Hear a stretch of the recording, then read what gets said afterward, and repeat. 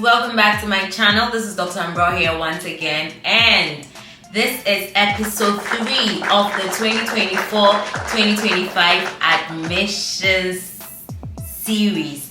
So like I told you earlier, I'm going to give you everything to be ready to gain your admission into a school in the United States of America, to come here and then study and then live your dream. So I'm carrying you all the way from deciding which course to do, deciding how long you want to study, all the way until you step into the plane, come fly, and then come join us here. Okay, so this episode we are going to talk about something that's been very controversial. I mean, not controversial, but then people have really been asking for this, and finally I brought it to you. I'm going to tell you about the various funding ways, or ways in which you can fund your education in the United States of America. Okay, so stay with me.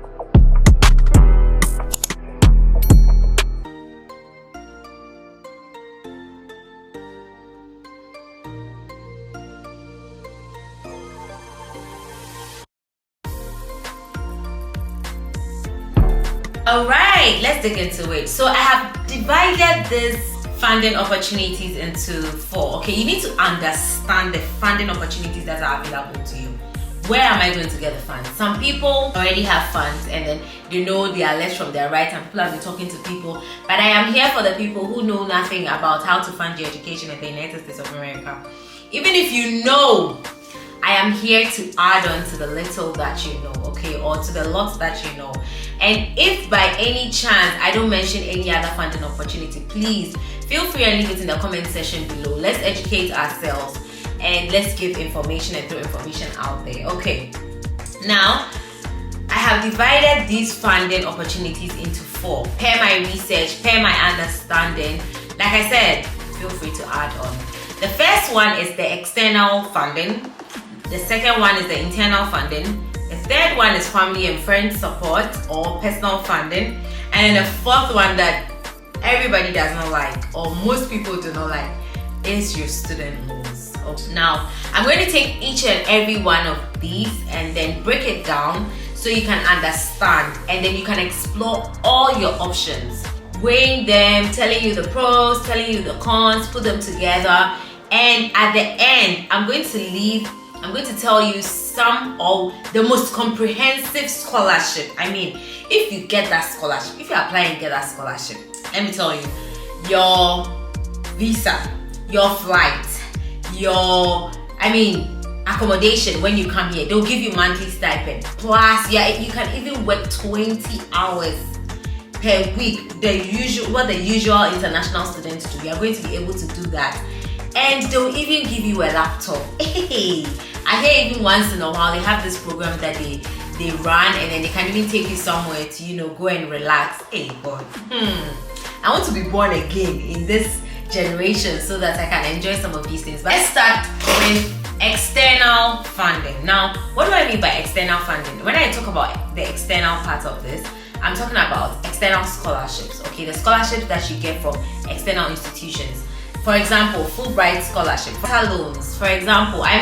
Name them. If you know more, please put them in the comment section below. Okay, so these are scholarships that other institutions set up to be able to fund master's programs. Some go as far as PhD and all that. They're able to fund, and they usually come with monthly stipend. But you need to be you need to read a lot about these kind of scholarships, okay?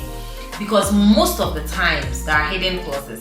I know for one of the scholarships, I'm not sure about it, but immediately you are done, you just need to pack your bags and just get out of the country. That scholarship is not even for you to even think about optional practical training, okay? So these are some of the disadvantages of those kind of scholarships. So before you apply, you need to read. Like I said, external funding, or these kind of scholarships, are scholarships that are set by different kinds of institutions. So the ones that I'm very familiar with, I'm going to leave the links in the description box below.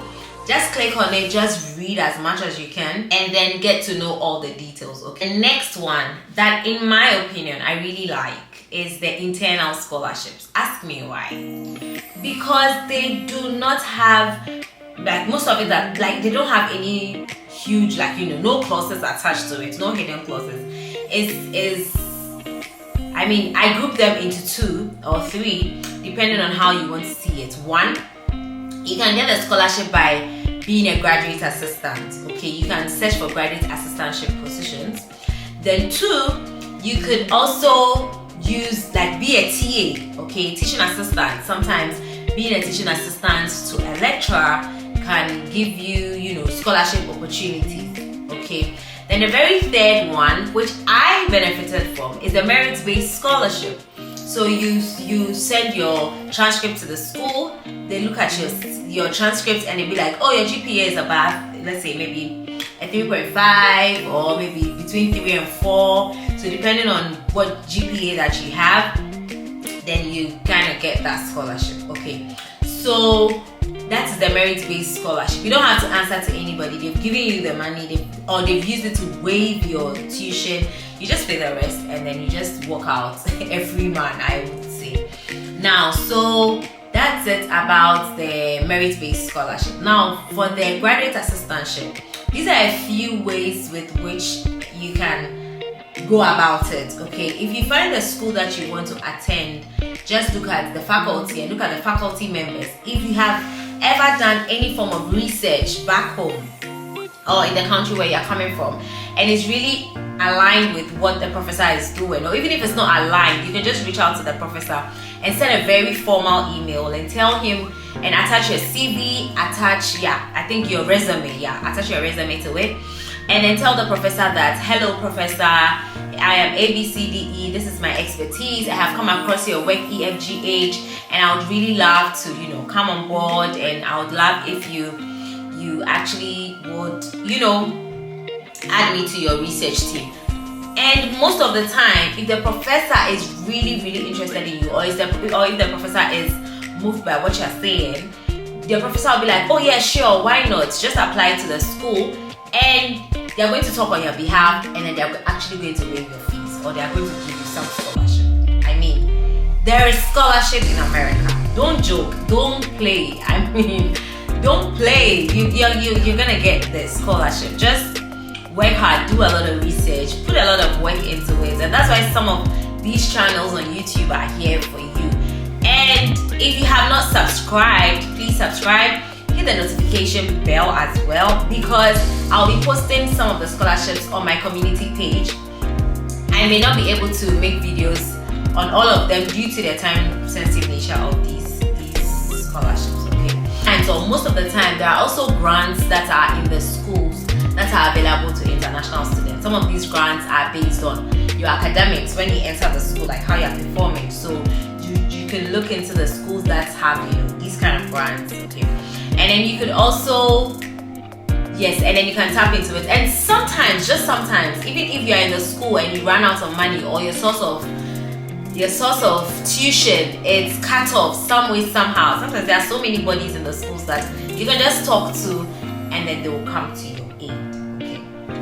Now, that is it for internal scholarships. So, if you compare these two, for me, depending on the hidden clauses of the external scholarship, then if you get an internal scholarship that is a full ride, that is also going to give you a stipend, usually is the best. But I am telling you that there is one scholarship that is external scholarship, that is above all external scholarships. I have never seen it before. So stay tuned and watch till the end, and I'm going to tell you what that scholarship is. Okay. Now, the next on my list is support from family and friends.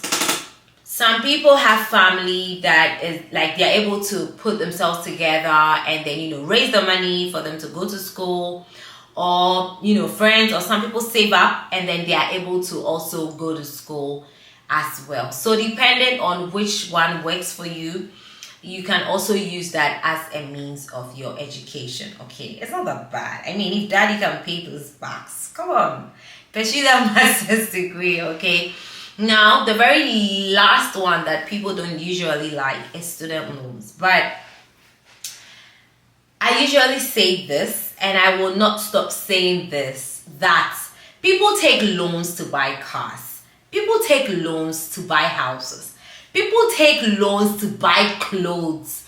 People even take loans to buy hair, wig, yes. So imagine taking a loan to go to school, to increase your capacity and get into a higher position and then get a job and you'll be able to pay that loan. I mean, it's not the best, I wouldn't say it's the best option, but when all sources fail, I just want you to know that there is a loan here that is waiting for you. And with the loans too, I want to talk about two loans. One with cosigner, and then you can still even have a loan that does not have a cosigner. Now, the loan that does not have a cosigner is actually Empower loans. Okay, they should be sponsoring this video. Let's look for them to sponsor this video. Anyway, so with that, you don't need a sponsor. You just apply, and then I think based on a few criteria, some of the things you present to them and all that, they're going to make a decision as to how much they are going to give you. And then it gives you, sometimes it gives you some financial cushion. Let me tell you, when you get here, the first few months are very tough. You are not even assured that 20 hours that you can work weekly. You are not assured of the job when you are coming, except of course you are coming with your graduate assistantship and what have you. So sometimes it serves as a financial cushion until you find your feet, and then you can, step in. So we have that one. And then we also have some of them that you actually need to sign. You need a co-signer. By a co-signer, I mean you need somebody who is here, who has a credit score, who has been in the system for a while, to vouch on your behalf that you are going to pay the loan. So you can imagine how hard it will be for someone to come out of their way to do that for you. And shout outs to anybody who has gone out of their way to be co-signers for people for these kind of loans. We really salute you and respect you after having been in this system for a while. We really, really respect you. So that's about it. We also have Prodigy Finance, if I got that right. I think so. And then we also have Discover Student Loans. So these are some of the student loans that you can explore when you get here, and then it gets so tough, and times get so tough, and times get so hard. Even before you get here, if you have the chance, I mean, if you can have your scholarship, if you don't have your scholarship, or you're not sure how to fend for your studies, you can just get a student loan. Trust me, you wouldn't be the first person to get a student loan to study in America, and you wouldn't be the last. Like I told you, you are taking a loan for a good cause. We come to the end of this video, and then to end this whole thing, I just want to tell you that sometimes there are mixed ways of financing these things. Okay, sometimes you can get maybe a merit-based scholarship that's giving you 60%, 70%, 80%, and if you don't have the 20%, doesn't mean that you're not going to take that scholarship. No, you can get a loan with the 20% and then continue and just pursue your masters, and then you are just going to get a job to be able to pay it back. And then so you can mix them. So either, let's say you have a merit-based scholarship, then your family will support you, or you have a graduate assistantship, but then it's not covering the full tuition, then you get a loan. But whatever it is, the best priority, or the best way, or I'll say the best scholarships out of all of these is to actually look for 100% internal scholarship, the one the school itself is giving to you, because most of the times it doesn't have hidden clauses, like I said. So actually look for that, and you'll be safe, so that when you finish and then you are actually working, you can enjoy all of your money. Regardless, if you don't get that, please don't give up. Explore all of these other loans that I have, loans and other financial ways that I have spoken about. Now, the last, I usually leave my best for the last. The scholarship I'm talking about is a MasterCard scholarship, MasterCard Foundation scholarship. I mean, these people are swimming. They are swimming. It's like the Rolls Royce of scholarships, or the Bentley of scholarships. It's like what luxury thing do I even know?